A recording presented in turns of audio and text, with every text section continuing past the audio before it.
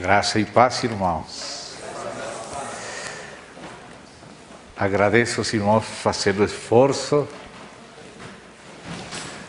de entender o meu portunhol. Eu sei que vocês vão compreender o que queria dizer. Quando de pronto não encontro alguma palavra necessária, vai sair em espanhol, em castelhano ou em portunhol. Mas vocês vão entender. Estou muito feliz, agradecido ao Senhor e também aos irmãos aqui que me convidaram para poder estar neste precioso congresso de jovens. Me alegro muito porque são jovens do Senhor Jesus.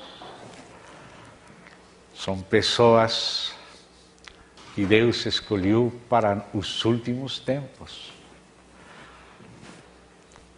Ele fez em todas as épocas, em todos os séculos, ele sempre fez uma obra, porque Deus sempre tem estado trabalhando na terra. A obra de Deus tem sido uma obra preciosa. E para cada geração, Deus escolheu pessoas. E nós temos ouvido falar das pessoas que Deus escolheu no passado. Mas Deus reservou pessoas para o tempo presente. Deus reservou a vocês, que são a juventude agora, os que escolheu o Senhor para enfrentar os tempos finais, os tempos mais difíceis. Mas Ele foi que fez a escolha, Ele é sábio e Ele é todo-poderoso para ajudar a todos nós nestes tempos. Assim que o mundo está complexo, complicado, como decimos nós, mas o Senhor é todo-poderoso, o Senhor é suficiente, o Senhor nos reuniu, Ele decidiu morar entre nós e dentro de nós, e Ele é nossa suficiência.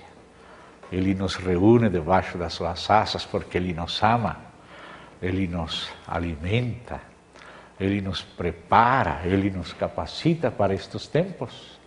Então, estamos contentes por isso, porque o Senhor está entre nós e porque estamos nestes tempos finais. Eu me sinto muito privilegiado de poder compartilhar convosco este congresso de jovens, ainda que eu já não sou jovem, mas graças a Deus estamos aqui.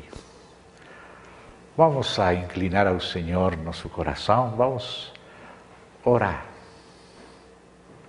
Não vamos fazer um acto religioso, somente um acto de fé, simples.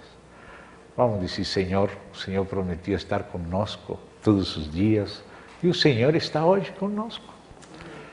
Vamos estar atentos em nosso espírito ao próprio Senhor, amém?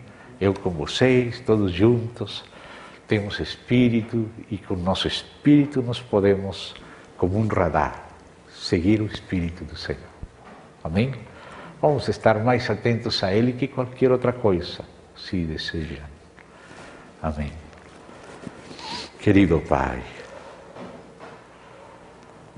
que alegria poder estar reunidos ao redor de Ti, aos Teus pés, em Teu santo nome. Rogamos a Ti, Pai, no nome do Teu Filho, que o Senhor possa levantar nossos espíritos a Ti. Que toda a nossa atenção esteja no próprio Senhor. Que no nosso homem interior possamos nos voltar para Ti. Porque o Senhor mora em nossos corações, em nossos espíritos.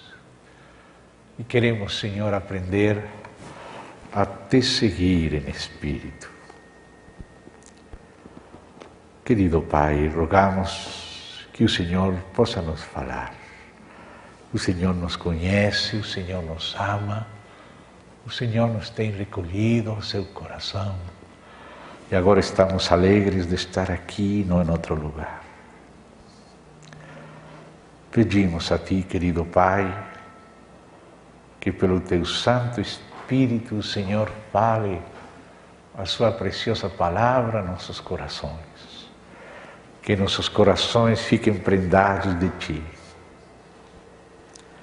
que podamos te conhecer em espírito, que as palavras, Senhor, que vamos ler juntos das tuas sagradas escrituras, possam saltar daí e tocar nossos corações, e nossos corações te conheçam, te amem, te admirem e te adorem.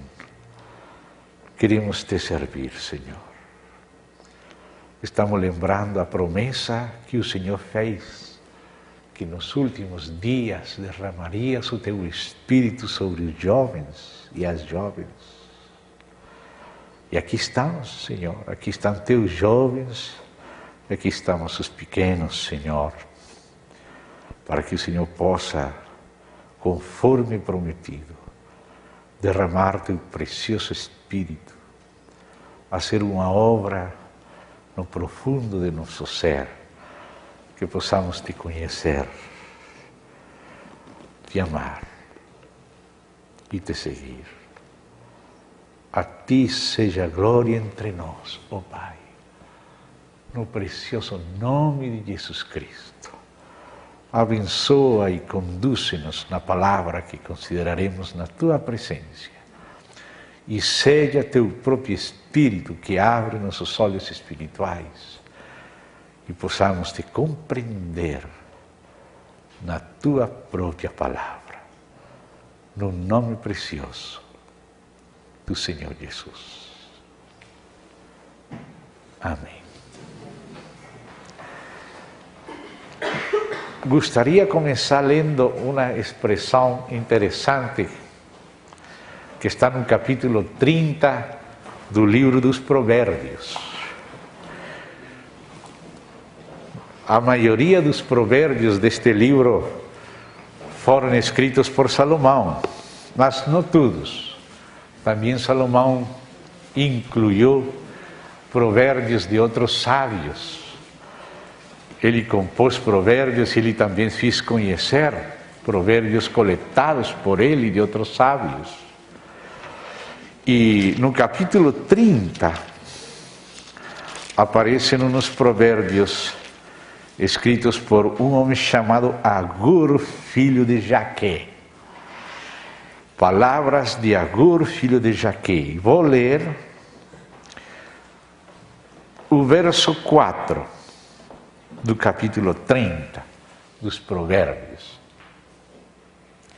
Ali, este sábio antigo faz umas perguntas que os seres humanos, guiados pelo Espírito de Deus, em algum momento nos fazemos, porque não somos somente galinhas comendo milho no chão.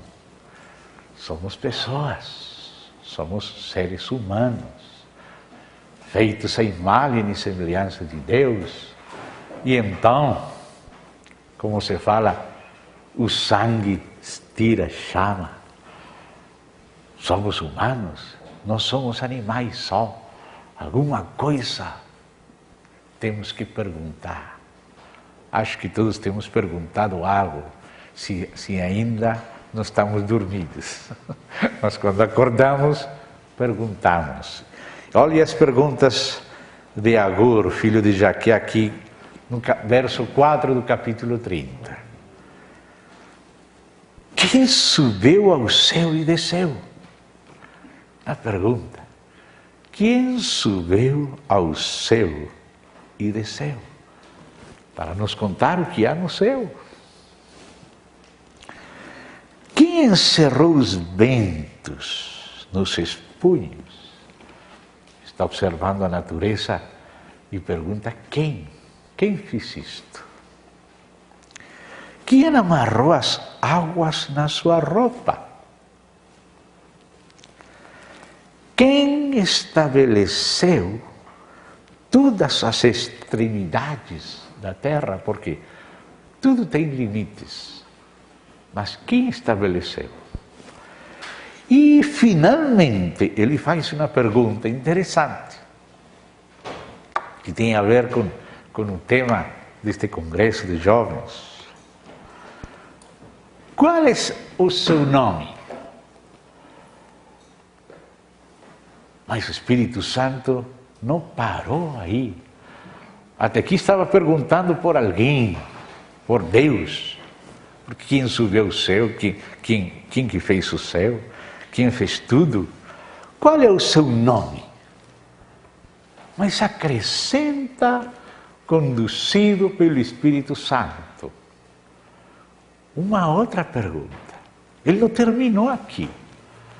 Qual é o seu nome e qual é o nome de seu filho? Ainda não tinha nascido o Senhor Jesus. Estamos no templo de Salomão. Salomão foi que escreveu os provérbios e coletou provérbios de outros. E estes provérbios aqui de Agur, filho de Jaque, são daquele tempo antigo, anterior a Cristo. Mas ele, que estava buscando Deus, já tinha percebido na revelação de Deus até a época dele, que Deus tem um filho. Que coisa misteriosa. Porque nós agora somos cristãos, nós agora já estamos no Novo Testamento, nós agora já conhecemos, estamos conhecendo ao Filho de Deus. Mas para nós agora conhecer melhor o Filho de Deus, nós precisamos ver as raízes antigas da revelação acerca do Filho. E aqui este homem sábio está perguntando, depois de fazer-se muitas perguntas, todas as quais conduzem a Deus. Porque detrás de todas as perguntas tem que haver um iniciador, um desenhador. E pelo menos reconhecer um ser superior tem sido possível a muitos filósofos humanos. Aristóteles falou disso. Outros também, mas este viu algo mais.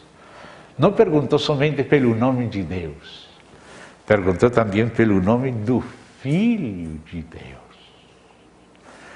Qual é o seu nome e qual é o nome de seu filho?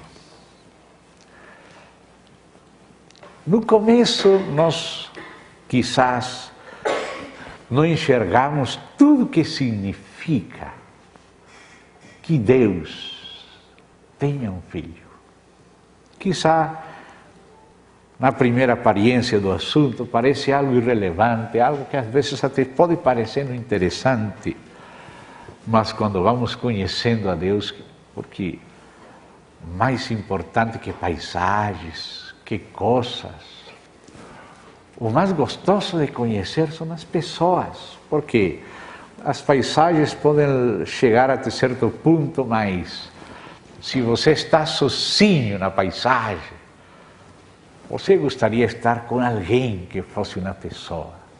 Se você é homem, gostaria de estar com sua noiva, sua esposa. E se você é mulher, gostaria de estar com seu noivo e com seu esposo.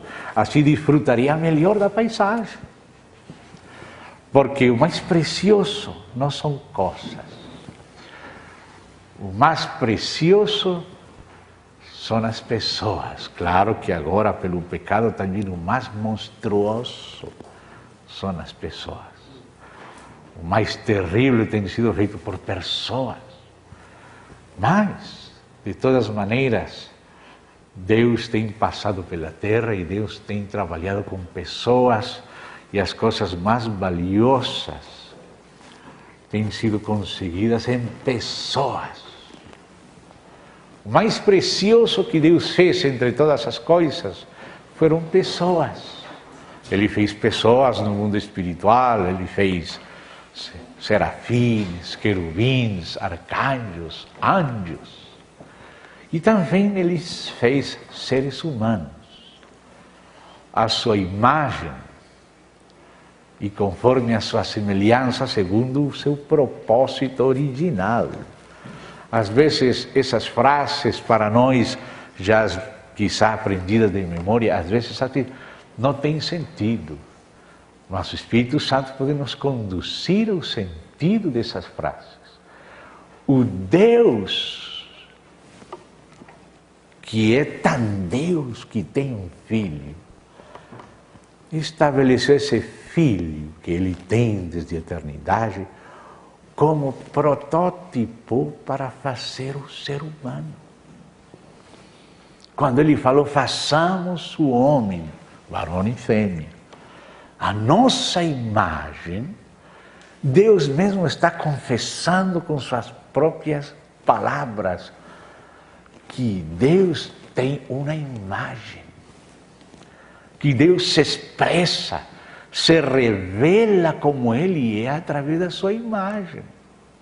E essa imagem que Deus pode reconhecer como própria, que Ele fala, nossa imagem, Deus falando em trindade, Deus falando em plural, façamos o homem a nossa imagem, conforme a nossa semelhança, essa imagem que Deus reconhece ter. Eu que aqui, Agur, filho de Jaque, fala filho de Deus. Deus é um Deus que não é egoísta. Deus é amor. E por isso é que o único Deus é trino. Porque se Ele é amor, então Ele tem que amar. Tem que haver o que ama, o amado e o amor. Essa é a natureza de Deus. Todas as demais coisas foram feitas da decisão da Trindade em amor. Foi a Trindade em amor, Deus em Trindade, que planejou todas as coisas. E planejou todas as coisas por amor, porque Ele é amor. Ele não faz nada que não seja em amor. E antes dele fazer as coisas, Ele tinha uma alegria eterna, que enchia seu coração de alegria, que era seu próprio Filho. Deus tem um Filho, que é a sua imagem, e que estabeleceu esse Filho como protótipo para fazer uma criatura especial. Ele fez muitas criaturas, Deus fez muitas coisas, mas Deus correu o risco de fazer uma criatura que fosse como Ele mesmo. Com esse objetivo Ele fez o homem. Quando Ele disse, façamos o homem a nossa imagem, nós temos que compreender o que Deus estava falando. Qual é a imagem de Deus que expressa a Deus, que revela a Deus perfeitamente, sem distorção? Essa imagem é o Filho de Deus. E agora Deus colocou esse Filho como modelo para fazer uma criatura. Já fizemos muitas coisas, disse Deus. No último dia, no final, no sexto dia, ele já desde o primeiro dia estive fazendo coisas, e antes do primeiro dia também fiz coisas. Agora não vamos falar dessa parte. Mas no final de ter feito muitas coisas, ele não ficou contente ainda.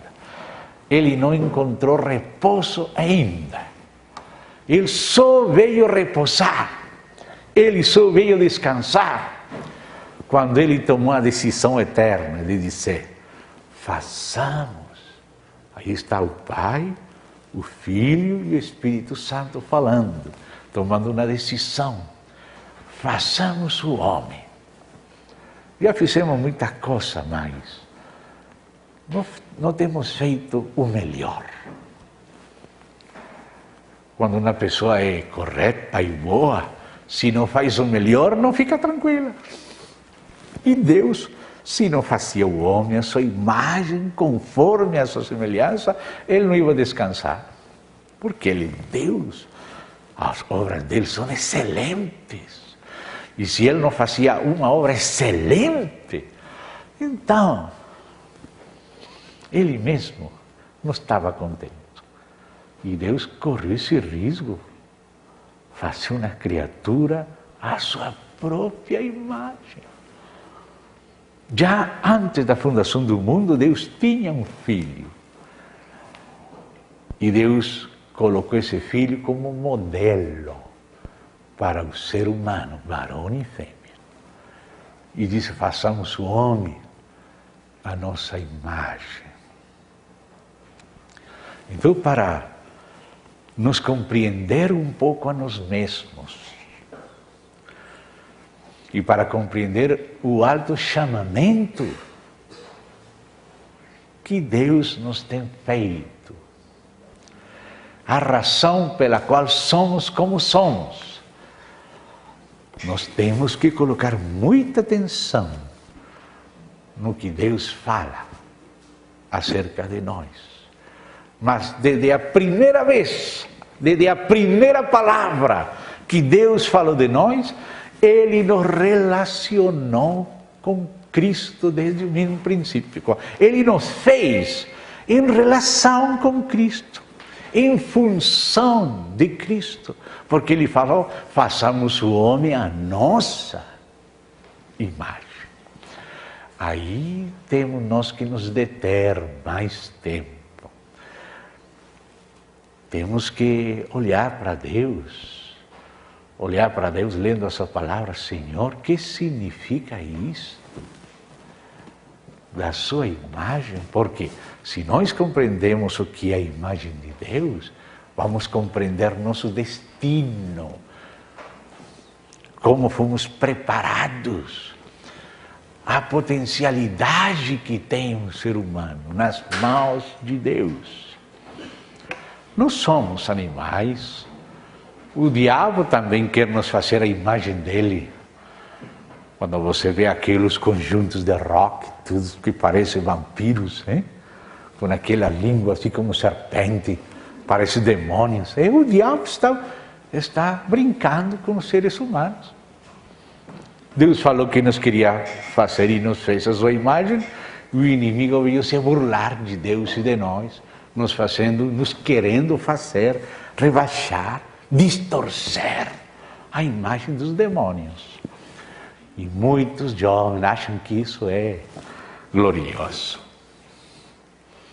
porque não têm conhecido a Deus, não têm conhecido o objetivo de Deus e a potencialidade que tem um ser humano, seja mulher, seja homem, nas mãos de Deus. E em união com Cristo, o diabo quer se burlar de nós, quer nos humilhar, quer nos fazer um trapo no chão. Isso é o que ele sempre fez. Então nós precisamos ouvir a Deus falando acerca dele, acerca do seu Filho, porque aí vamos compreender também acerca de nós. Porque Deus todas as coisas as faz para seu Filho. Porque antes não existia nada, só o próprio Deus. Então o Pai é amor eterno e o Pai faz tudo o que faz para o Filho. Mas o Filho falou uma palavra e ele disse que assim como o Pai ama o Filho, também nos ama a nós. Isso já é grande, não? Como o Pai me tem amado, Ele também vos tem amado, fala o Senhor Jesus. Então, conhecer a Deus em amor, conhecer a Deus em trindade, conhecer que classe de relacionamento existe entre o Pai e o Filho, esse relacionamento é espírito de amor, de graça, de glória, de poder, de sabedoria. Conhecer a Deus, não somente doutrinalmente, não somente uma doutrina fria, teológica, lá dos seminários. Não, conhecer a Deus. Porque Deus, sendo um só Deus, porque Deus é trino. E que tem isso a ver conosco? Que temos nós que ver com a Trindade? Às vezes pensamos que isso poderia ser um tema muito aburrido, parece um tijolo, hein? Difícil de digerir. Mas Deus começa falando em unidade e em trindade. Isso é muito curioso. Seguir as próprias palavras de Deus, falando dele, falando de nós, falando dessa maneira. Eu gostaria que nós façamos um seguimento de algumas das palavras de Deus, que tem a ver conosco, tem a ver com Ele mesmo, mas como nós temos que ver com Ele, tem que ver conosco também. Por que Deus fala dessa maneira? Israel recebeu o encargo de proclamar a unidade de Deus. Naqueles tempos, os demais povos eram politeístas. Não conheceram a Deus, somente conheceram, depois da queda do homem, coisas visíveis, materiais. Eles começaram a chamar a Deus as coisas. E até hoje a gente da nova era está glorificando as coisas, como se as coisas, o tudo fosse Deus. Mas Deus é antes de tudo, está detrás de tudo, Ele que sustenta tudo, a Ele que pertence tudo. Então Deus não é as coisas. As coisas são uma criação de Deus. Mas quando as pessoas não conheceram ao Criador, só conheceram coisas, começaram a adorar as coisas. Porque como o diabo quer se passar por Deus, quer se fazer Deus, então o diabo deixa o nome de Deus. O nome de Deus vamos deixar, porque eu vou dizer que eu sou Deus, vai dizer o diabo. O nome vamos deixar, mas vamos tirar o conteúdo e vamos usar o nome de Deus para a totalidade da criação. Isso é a armadilha do inimigo. Então eles chamam de Deus as coisas criadas. E depois disse, bom, o Deus é o sol, o Deus são as lagoas, o Deus é o milho. Todos nós somos parte de Deus.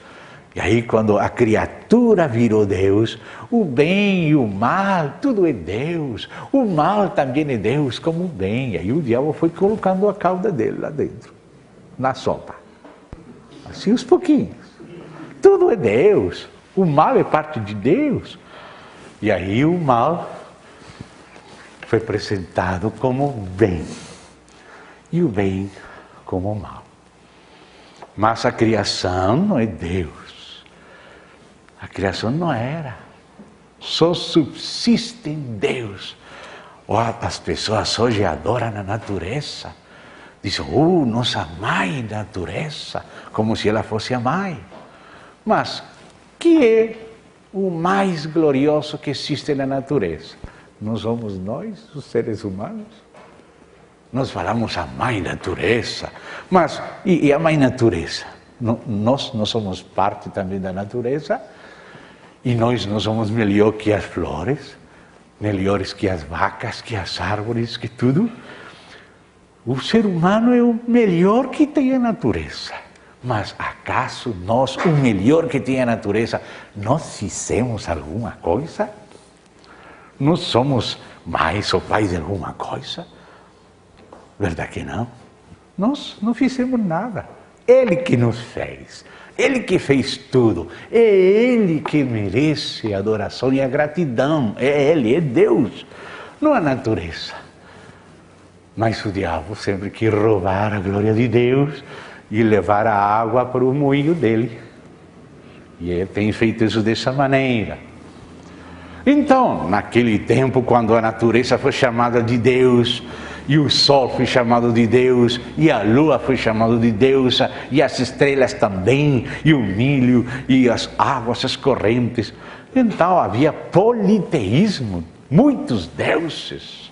Qualquer coisa que acontecia, algum fenômeno da natureza, já era considerado um Deus, um pensamento, uma inspiração, eram as musas, uma ideia, uma sabedoria, e era a deusa Minerva. E assim todos os seres humanos começaram a chamar de Deus as coisas criadas.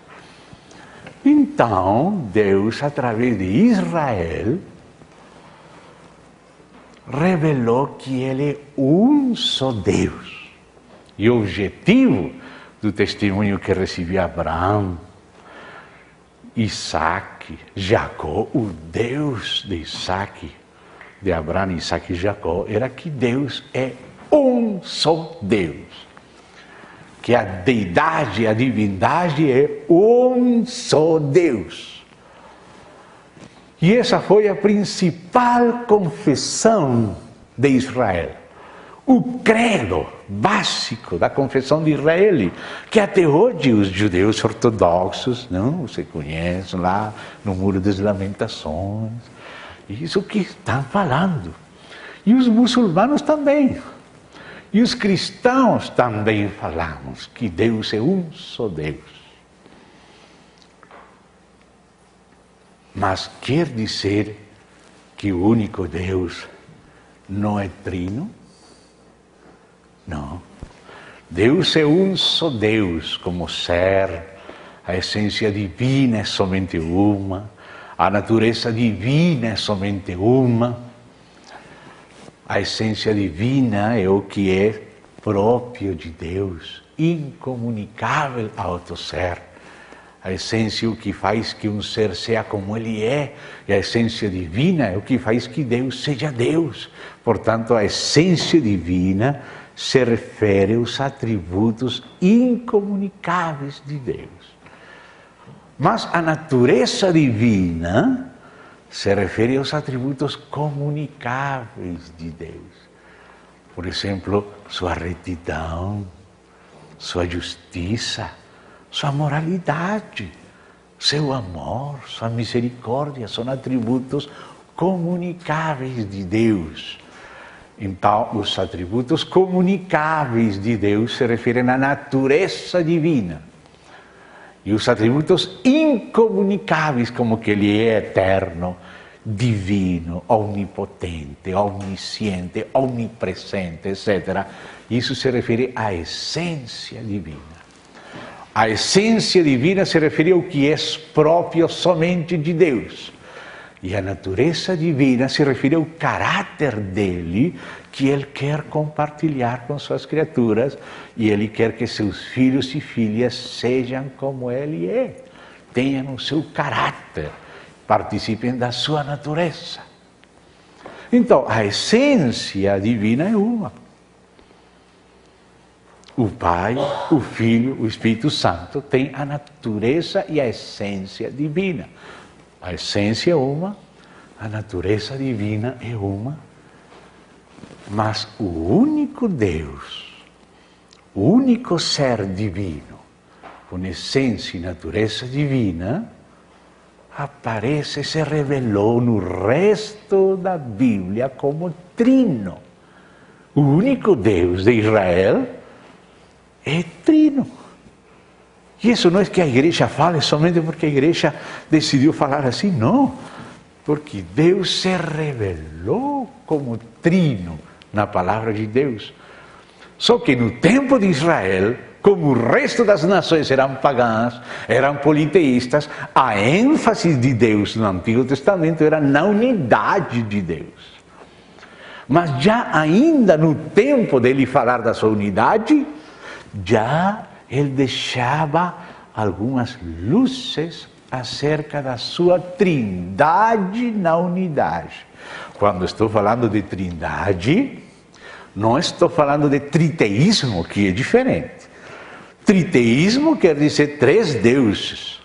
Nós não estamos falando de três deuses. Não estamos falando de triteísmo, sino de trindade. Um só Deus que é trino. Sei que isto é complexo e vocês são jovens, mas por isso mesmo você tem que entrar, tarde ou temprano tem que entrar neste mistério. Porque nós estamos conhecendo a Deus que é amor. E nós fomos criados para participar de este amor. Então temos que colocar atenção ao que o próprio Deus fala dele. Então, como vocês já sabem, que Deus é um. Não vamos falar agora da unidade de Deus que já estamos dando por sentada. Mas vamos fazer um seguimento muito necessário para nós fazer. Da revelação do próprio Deus falando em plural. Porque Deus às vezes fala em plural.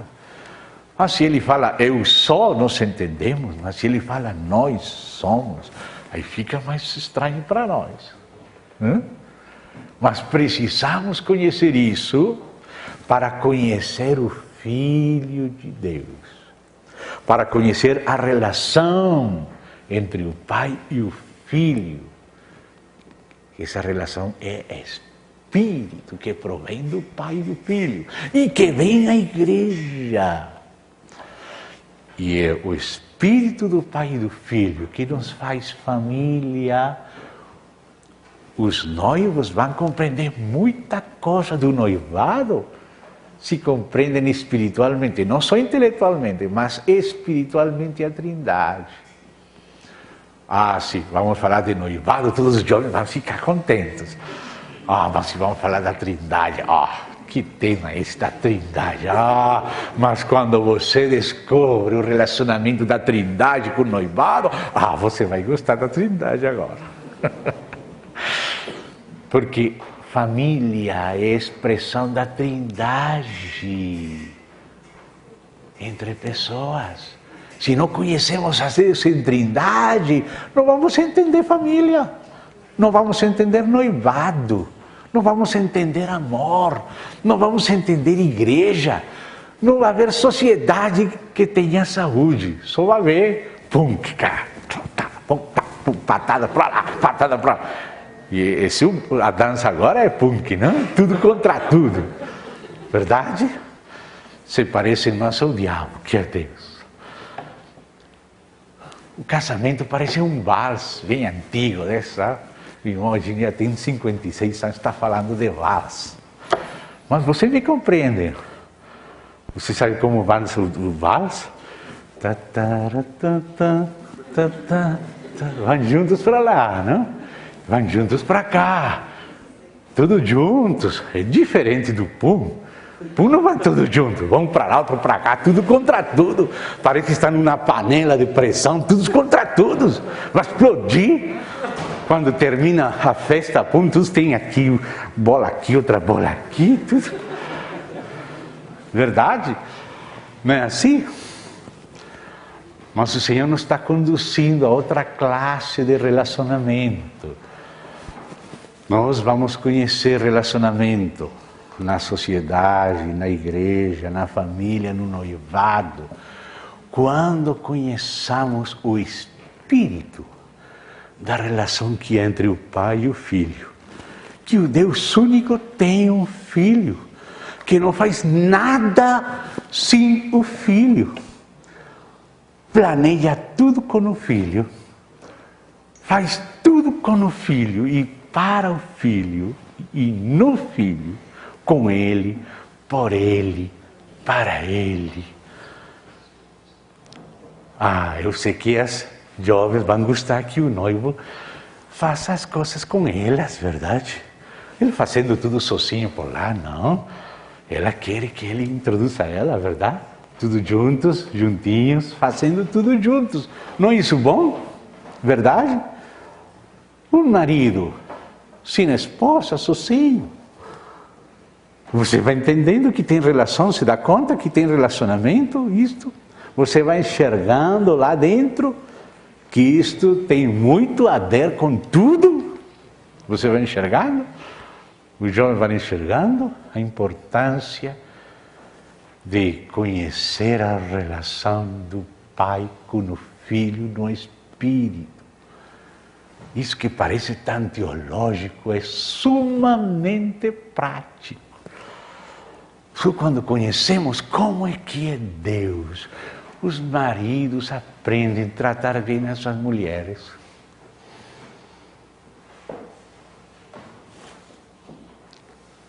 Como é o pai com o filho, como é o filho com o pai, como é o filho com a igreja.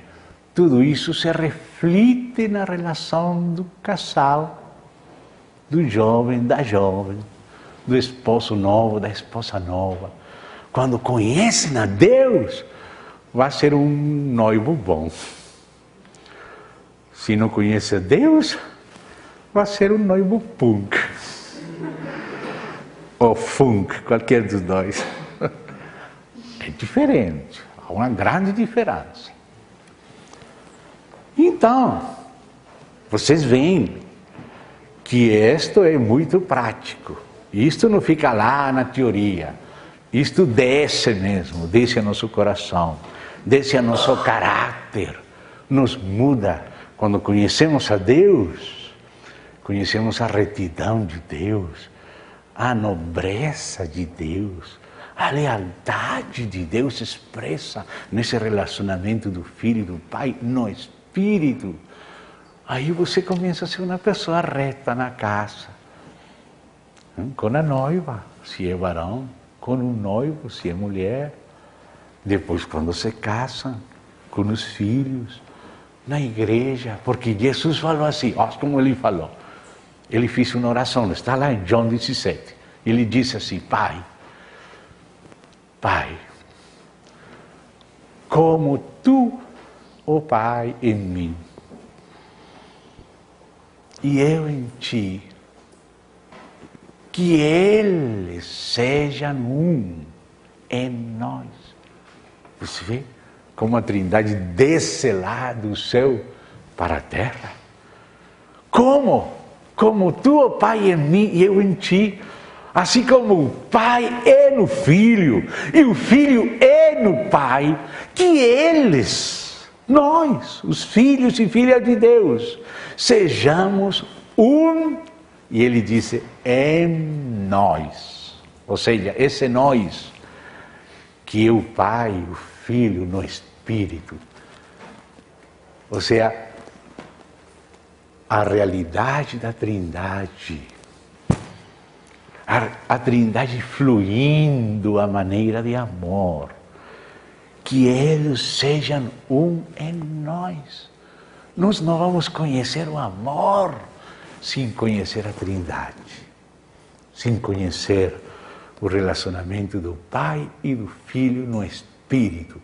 Não vamos conhecer o que é o amor, o que é lealdade, o que é companheirismo, o que é retidão, o que é abnegação, o que é serviço, o que é viver para o outro. Não vamos saber nada disso se não conhecemos a Deus em Trindade. Só quando conhecemos a Deus em Trindade é que vamos aprendendo o que é o amor, o que é algo sublime, o que é verdadeiramente valioso, o que é retidão, o que é lealdade. Por isso, amados, temos que deixar a Deus falar a nosso ouvido, porque o que está escrito na Bíblia foi algo que Ele quis que nós ouvíssemos. Por isso ficou escrito acá. Ficou escrito para que nós colocássemos atenção e conhecêssemos a Deus na sua própria palavra. Quando Deus fala, Ele está abrindo seu coração, vamos conhecendo o coração. Por que os noivos gostam de falar tanto e falam toda a tarde e depois de novo outro dia? Pegam o telefone e não quer colgar o telefone. Porque ao estar falando, vão compartilhando o que há no coração. E depois de que você terminou com o telefone, fica lá pensando o que falou, o que diz. Verdade que sim, irmão. Ou será que são de um outro planeta? Fica aí pensando, falou isso, falou disso, e disse assim, volta de novo, e volta aquela fita, paz de novo, e paz de novo. Verdade? Nós temos que passar a fita de Deus de novo. Temos que ouvir a Deus falando do seu amor, do seu plano, do seu proposta de casamento. Porque é que os casamentos aqui naturais são só figura do verdadeiro casamento, que é o eterno. Mas ele fez uma figura, como uma maquete, e por isso nos fez homem e mulher, para compreender a Deus. Então, vamos ouvir nestes dias o que Deus tem a dizer, vamos colocar atenção às palavras dele, vamos meditar, vamos ruminar, vamos permitir digerir as palavras dele, porque na medida que conhecemos ele, vamos sendo conquistados por ele e vamos sendo transformados na imagem dele, que é a coisa melhor que pode acontecer com um ser humano. Ser tornado à imagem do Filho, porque esse é o propósito pelo qual Deus nos fez. Então, hoje somente vamos ver um pouquinho, porque já são 10:23, mas não é com minha culpa. Se vão dormir tarde, não é minha culpa. Mas só vamos ler um pouquinho no capítulo 1 de Gênesis. Vamos aí no capítulo 1 de Gênesis. Vamos só começar aí, no primeiro verso. No primeiro verso. Trocar o microfone. Está bom? A segurar esse também? Alô? Tá bom? Bom. Capítulo 1, verso 1. Vamos nos deter especialmente numa palavra. Vamos nos deter na palavra Deus. Diz aí: no princípio criou Deus os céus e a terra. Já a palavra começa falando diretamente de Deus. Não precisa provar que existe Deus, porque Ele está aí. Não precisa provar que existe o céu, porque o céu está aí, a terra está aí, nós estamos aqui, as árvores estão aí, as estrelas estão lá. A evidência é que eles estão aí, não precisa provar. Simplesmente está aí. E Deus está aí. Então, a palavra que aqui se traduz Deus é uma palavra. Tem algo para escrever aqui? Tem? Algum? Bueno, então vamos usar nossa mente. Também tem para escrever? Se não, vamos escrever nossa mente, vamos entender.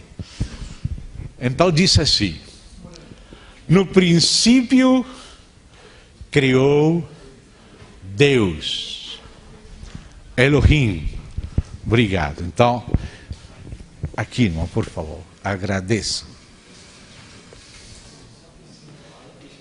Tá bom?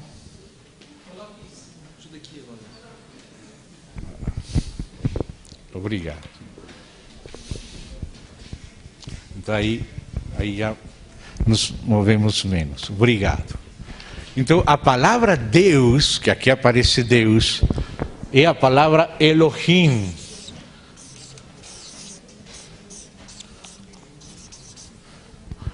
Essa é a palavra que se traduz Deus. A primeira vez que aparece a palavra Deus na Bíblia, Gênesis 1:1. E aí já aparece a palavra Elohim, traduzido Deus. Mas note um assunto, amados. Já na primeira menção de Deus, já começa a aparecer a Trindade na unidade. Porque no hebraico, a terminação in é a terminação plural. Nós, por exemplo, em português fazemos plural com a S. Mesa, acrescentamos S, mesa já é plural. Caneta, canetas já é plural. Mas no hebraico, o plural se faz com in no masculino e com ot no feminino. Mas aqui a palavra El já quer dizer Deus. O Eloá também quer dizer Deus. Eloá quer dizer Deus. Mas aqui a palavra que aparece é Elohim, com uma terminação plural. Por que Deus, que é um único Deus, tem um nome plural. Porque Ele é trino. E Ele é trino porque é amor. Bem, já a Trindade já começa a aparecer desde o início em Elohim. Aí aparece a Trindade. Agora chegamos aí no verso 26. Você vê como fala Deus aí. Também disse Deus, façamos. Ele, se eu sou Deus, poderia falar perfeitamente farei. Mas por que ele não quis falar farei o homem? Outras vezes ele fala farei. Mas por que aqui Deus mesmo não quis falar em singular farei, sino que falou em plural, façamos. Você vê? Sublinhe isso aí na sua Bíblia. Sublinhe o plural de Deus. Deus falando em plural. Façamos o homem. E depois não fala a minha imagem, senão a nossa. Fala de novo em plural. Nossa imagem, conforme a nossa semelhança. Já no primeiro capítulo da Bíblia, o único Deus fala em plural. E fala também em singular. Já o único Deus começa a revelar que Ele é um Deus trino. E que na obra que Ele está fazendo, está involucrado o Pai, o Filho e o Espírito Santo. Façamos. O Pai está fazendo, o Filho está fazendo, o Espírito Santo está fazendo. Deus se colocou no objetivo, se comprometeu com esse objetivo e nisso é que Deus está trabalhando. Nossa imagem, nossa semelhança. Não é a única vez. Vocês lembram naquela passagem em Gênesis 11, quando se conta a história da Torre de Babel? Vá para Gênesis capítulo 11 e escute como fala Deus no verso 7.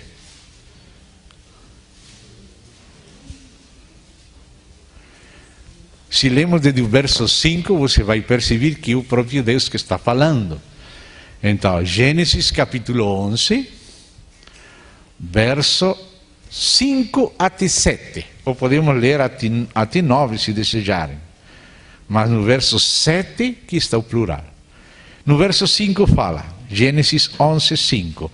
Então desceu o Senhor, que no hebraico é Yahvé, ou Jeová, como é traduzido, para ver a cidade e a torre que os filhos dos homens edificavam. E disse, eis que o povo é um, e todos têm a mesma linguagem. Isto é apenas o começo. Agora não haverá restrição para tudo que intentem fazer. Vinde, desçamos e confundamos ali a sua linguagem, para que um não entenda a linguagem do outro. Destarte, Yahvé os dispersou dali pela superfície da terra e cessaram de edificar a cidade. Chamou-se-lhe por isso o nome de Babel, porque ali confundiu Yahvé a linguagem de toda a terra, e Dan os dispersou por toda a superfície dela. Dali os dispersou. Então note aqui que Deus no verso 7 fala de novo em plural. Desçamos e confundamos. Estamos fazendo esse segmento de Deus falando em plural. Façamos o homem a nossa imagem, conforme nossa semelhança. Desçamos, confundamos. É um trabalho do Pai e do Filho, um trabalho criando e um trabalho julgando quando é preciso, para evitar coisas piores. Vamos ver um outro exemplo. Vamos para o livro do profeta Isaías. Vamos ver lá o capítulo 6 de Isaías. Ali Isaías foi levado como arrebatado à presença de Deus. E ele viu a glória do Senhor. E ele conta o que ele viu e ouviu. Isaías capítulo 6. Vamos ler desde verso 1 até verso 8. No ano da morte do rei Uzias, eu vi o Senhor assentado sobre um alto e sublime trono, e as abas de suas vestes enchiam o templo. Em João, capítulo 12, verso 41, diz o apóstolo João, que isto se fala de Jesus, quando Isaías viu a glória de Jesus, antes da encarnação do Filho. E continua falando aqui Isaías, verso 2, capítulo 6. Serafins estavam por cima dele, cada um tinha 6 asas. Com 2 cobria o rosto, com 2 cobria os seus pés, com 2 voava. Ou seja, 2 para voar e 4 para se esconder. Na glória de Deus. E clamavam uns para os outros, dizendo, hoje vocês começaram cantando isso. Irmãos, vocês colocaram no título do tema do ajuntamento e vocês colocaram aí as músicas. Era o Espírito Santo fazendo tudo. O que estávamos cantando? Santo, Santo, Santo. Por que não fala somente uma vez Santo? Porque 3 vezes Santo. Trisságio, 3 vezes Santo. Santo, Santo, Santo. Clamavam uns para os outros dizendo, Santo, o Pai, Santo, o Filho, Santo, o Espírito. Aí está a Trindade. 3 vezes Santo. E Yahvé Sabaoth, ou seja, o Senhor dos Exércitos, na tradução. Toda a terra está cheia da sua glória. As bases do limiar se moveram, a voz do que clamava e a casa se encheu de fumaça. Então disse eu, ai de mim. Aqui começou a experimentar Isaías um pouquinho do que experimenta os querubins se escondendo, cobrindo os pés, cobrindo o rosto, da glória de Deus. E Isaías também começou a se sentir que tinha que se esconder também. Adão, busca onde você vai esconder, porque é a glória de Deus. E diz aí, ai de mim, estou perdido. Nós falamos coisas de Deus porque estamos na escuridão. Um pouquinho de luz dele, queremos nos esconder. Estamos perdidos. Muitos filósofos, cientistas falam bobeira de Deus, mas na hora que estão enfrentando a morte, aí mudam. Terminou toda a filosofia, toda a sua ciência acabou. Aí começa a tremer. Não, estou perdido porque sou homem de lábios impuros. Veio a hora que veio se dar conta. Habito no meio de um povo de impuros lábios e os meus olhos viram no rei Yahvé Sabaoth, o Senhor dos Exércitos. Então um dos serafins voou para mim, trazendo na mão uma brasa viva que tirara do altar com uma tenaz. Com a brasa tocou a minha boca e disse, eis que ela tocou os teus lábios, a tua iniquidade foi tirada e perdoado o teu pecado. Porque se Deus não nos perdoa e tira a nossa iniquidade, não podemos ficar na presença dele. É como se você vê, aqui está tudo escuro, as baratas podem caminhar tranquilas. Quando você acende a luz, as baratas saem correndo por todo lado. Não é assim? Então aqui é o que aconteceu com os querubins, serafins, com o próprio Isaías. Mas Deus, não, é perdoado, fica tranquilo, é perdoado, vai, serafim, vai rápido, que não se esconde Isaías, vai, tem que falar com ele. Glória a Deus, fica tranquilo Isaías agora. E então disse assim, depois disto, verso 8, coloque atenção no verso 8.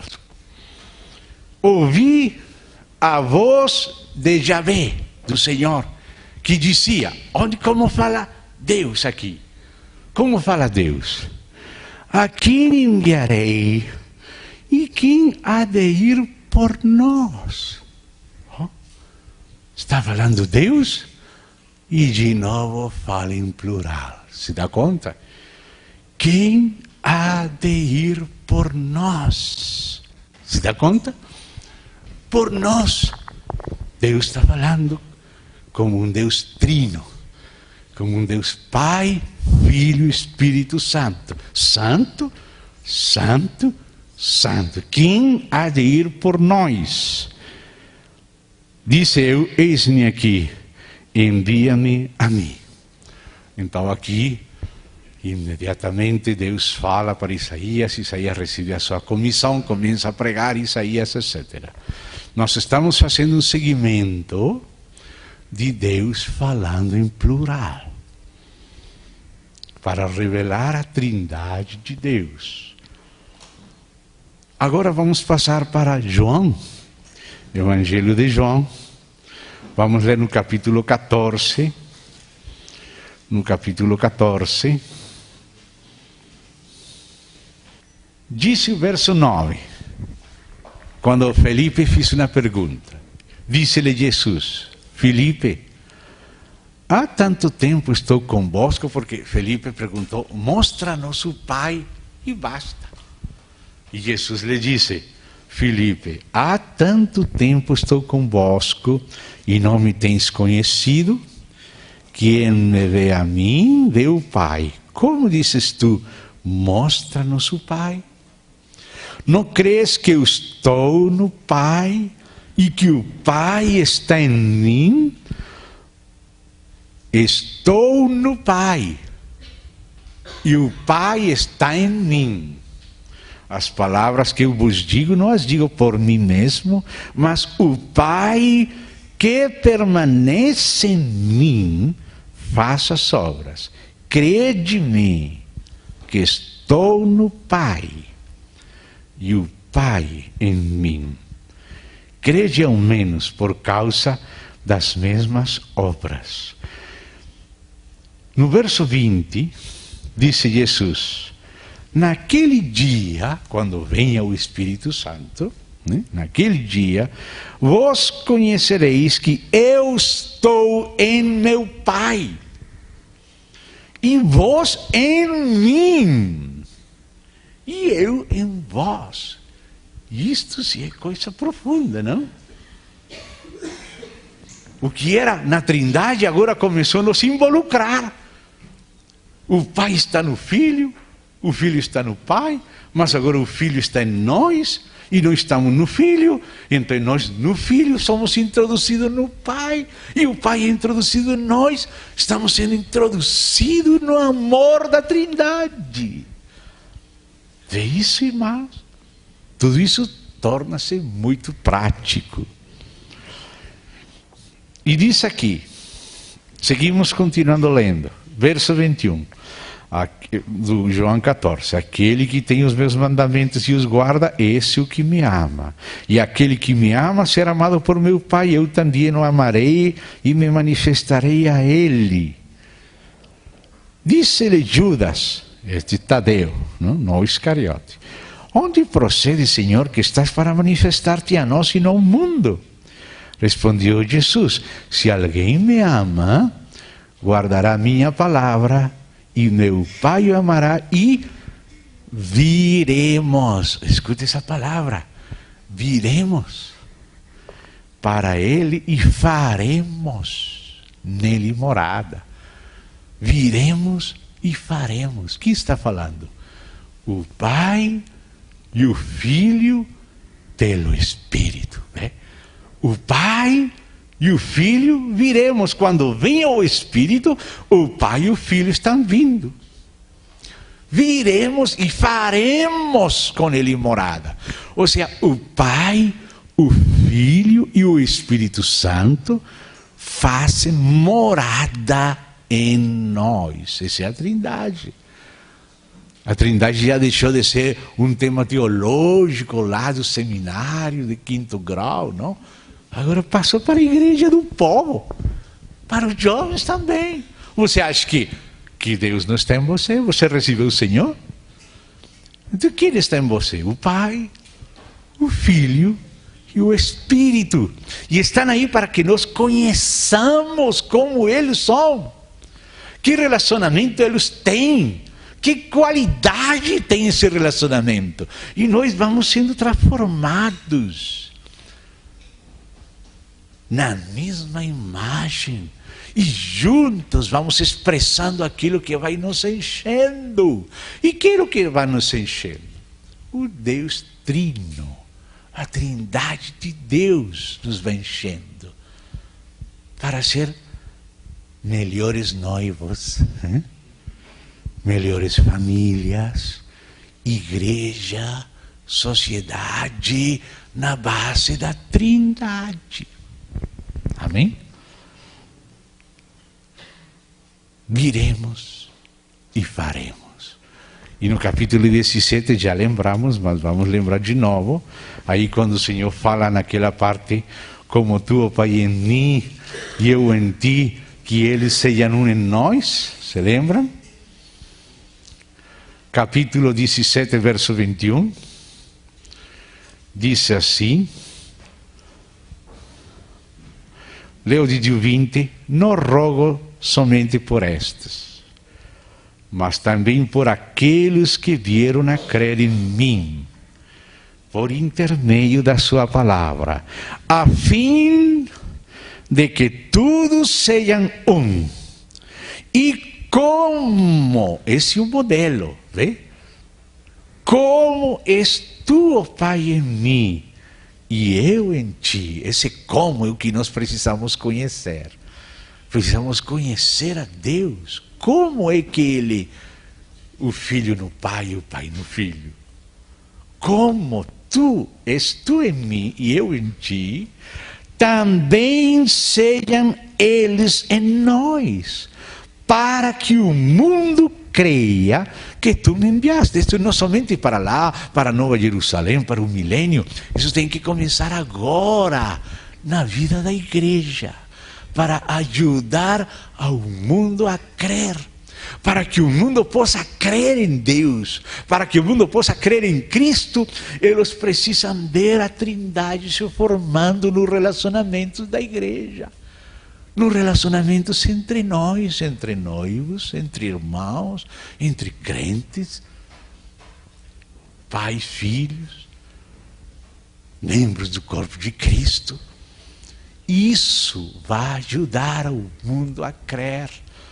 Temos que conter e expressar a Deus em Trindade, corporativamente. Amém? Por hoje vamos terminar com uma última passagem. Vamos a Deuteronômio capítulo 6. Por que estamos em Deuteronômio capítulo 6? Porque esse capítulo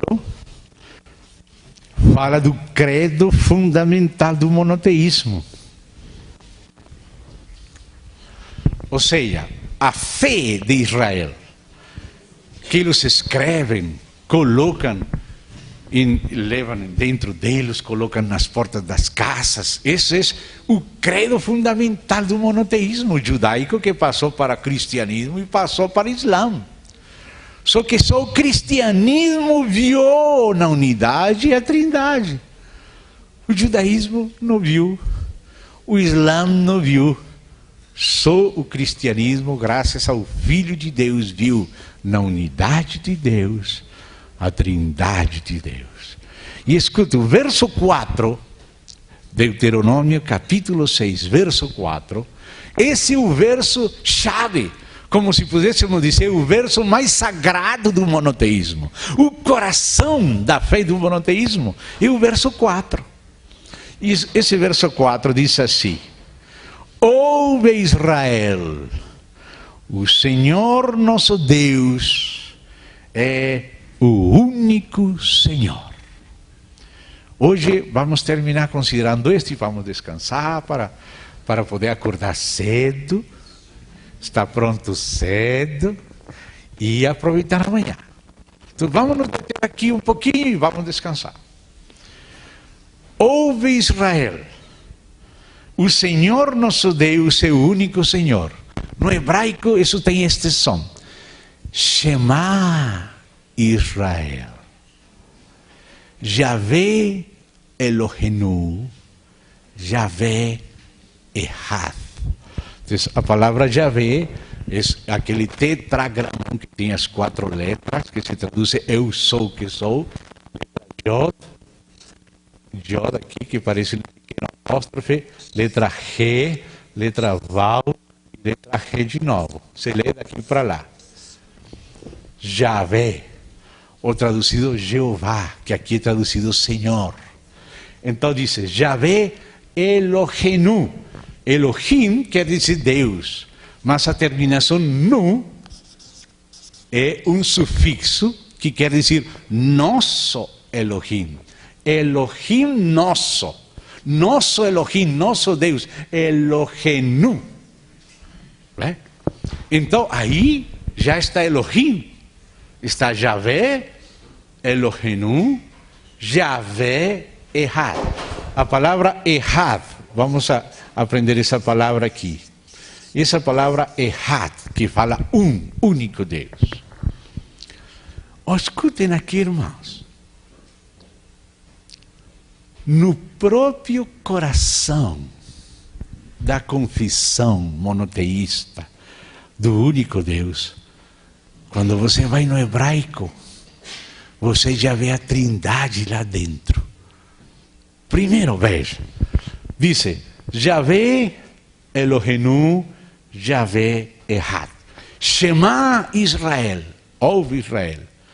Yahvé Elohenu, Yahvé Ehad. Isso que disse o hebraico. 3 vezes é nomeado o nome do Senhor. Yahvé, Elohim nosso, Elohenu, nosso Elohim, 2. Yahvé, de novo 3, Ehad. E a palavra Ehad significa Ehad. Se escreve com essa letra aqui que se chama Aleph. Você conhece a letra Aleph? Assim, a letra Aleph. Luego conhece a letra He e a letra Dalet. De aqui para lá se escreve assim. Ehad. Mas escuta uma coisa, já apareceu 3 vezes o nome de Deus. Yahvé, Elohenu, nosso Elohim, Yahvé, Ehad, como santo, santo, santo. 3 num, Ehad. Mas acontece que no hebraico, vamos terminar já com isto, a palavra se escreve de 2 maneiras. Ehad é uma delas e Yahad é outra. Yahad não se escreve com Aleph, sino com J, esta pequena aqui, esta aqui. E de novo a mesma coisa aqui, He e a mesma Dalet, assim. 2 maneiras. Aqui diz Ehad e aqui diz Yahad. As 2 significam Ehad com Aleph e Ehad com J. Esta é a letra J e esta é a letra Aleph. A letra Aleph é grande, a letra J é pequena. 2 maneiras de dizer no hebraico. Ehad com Aleph, como diz aqui em Deuteronômio, usa Ehad com Aleph. E Yahad com J. Mas por que estamos nos detendo nisto aqui? Pelo seguinte, irmãos, escute. No hebraico, quando você quer usar a palavra no sentido único, que não admite nenhuma classe de pluralidade, você tem que usar a palavra Yahad com a letra J. Esta letra pequena aqui, J. Se é no sentido de único, que não tem pluralidade nenhuma, você não pode usar Ehad, tem que usar Yahad. Por exemplo, você lembra que Jefté, no livro dos Juízes, ele tinha uma filha única, era a única de Jefté. Isso é a ênfase daquela passagem que Jefté falou: a primeira pessoa que sai me receber, eu vou sacrificar para Deus. Deus teve que permitir que seja a filha dele, porque não vai sacrificar a filha de outro.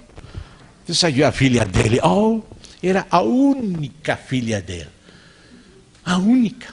Eu tenho 6 filhas, mas ela só tinha uma. Terrível. Verdade? O que aconteceu com Jefté?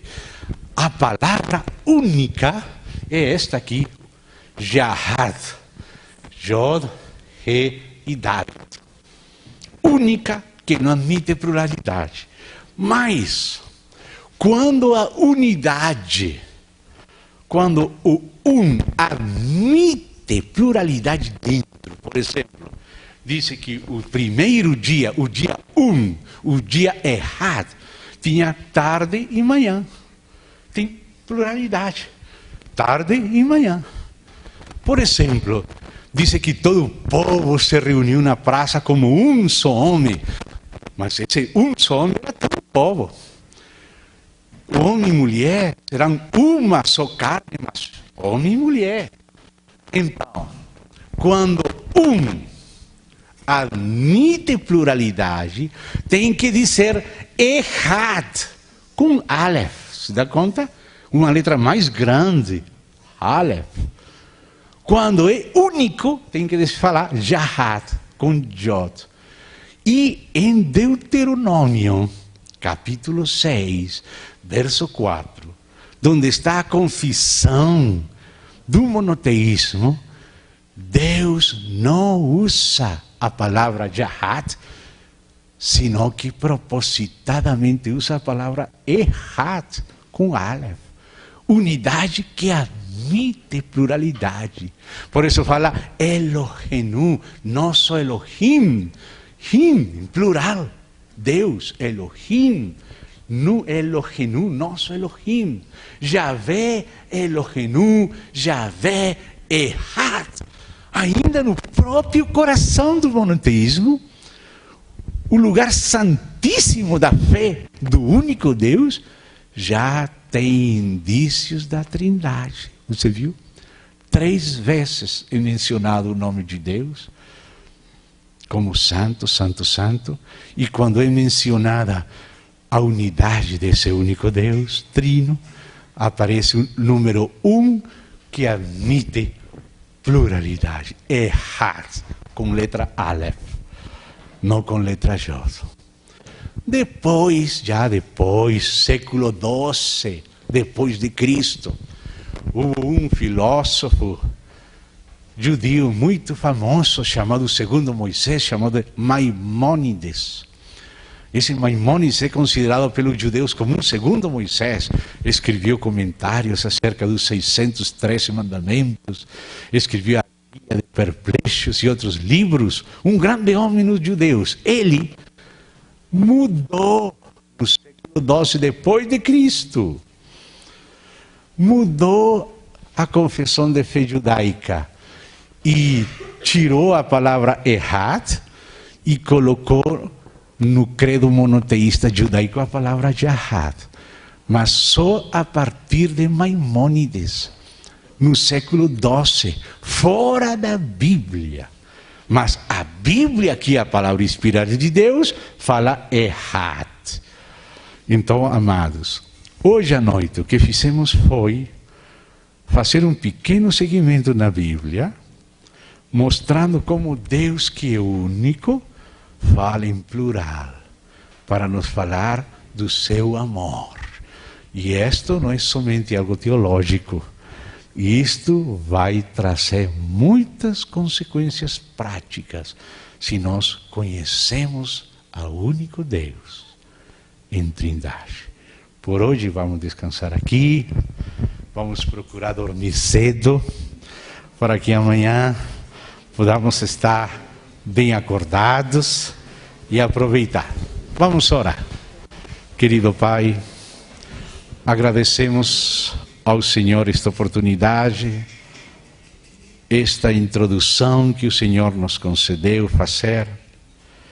Encomendamos a Ti nossa condição humana, encomendamos o descanso de todos nós, que possamos descansar na Tua graça, que possamos acordar diante de Ti, que possamos, Senhor, Te conhecer, que o Senhor possa nos continuar falando, que possamos continuar aprendendo acerca de Ti, sobretudo Te conhecendo em espírito, perceber aquilo ao qual o Senhor nos quer conduzir. Em nome de Cristo Jesus. Amém e amém. A graça e a paz seja com os irmãos. Boa noite.